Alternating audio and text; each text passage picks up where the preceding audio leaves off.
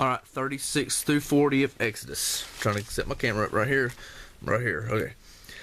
So now they're making the curtains, and they make the boards and the veils and the ark.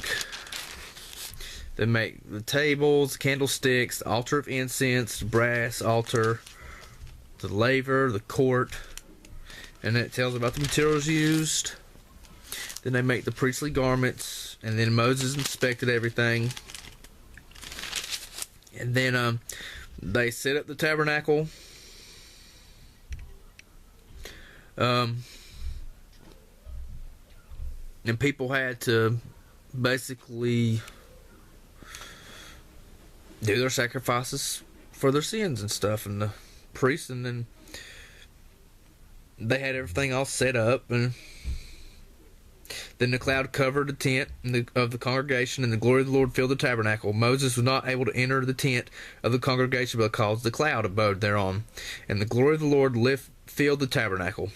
And when the cloud was taken up from over the tabernacle, the children of Israel went into it on their journey.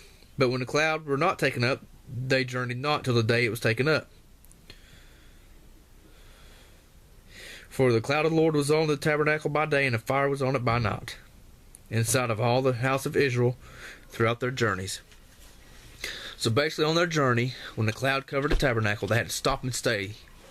And then it was lifted, they journeyed on, and followed the cloud by day and the pillar of fire by night, and all that. Because basically all that God wanted was to dwell among his people, Israel. Israel was his people, his treasure. You know, the apple of its eye. And he wanted to dwell with them, among them. And it didn't work out because they kept turning from him.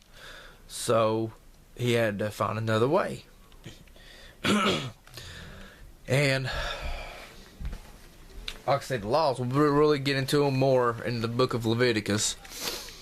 But from Exodus, we see that God has a mighty hand, and he'll deliver us if we call upon him.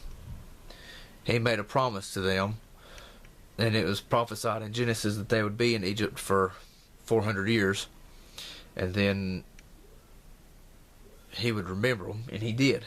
And he brought them out from bondage. We see that God can use people as an example to show his glory, whether it be good examples or bad. People, even though we see God's power, I mean, they physically saw it, they still turn from him.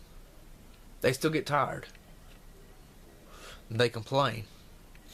That's all of us, not just the Israelites. All of us complain.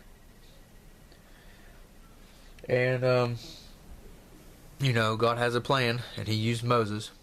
Moses was the most humble man. Yet, he killed a man. He gets angry and frustrated like all of us. And that is the book of Exodus.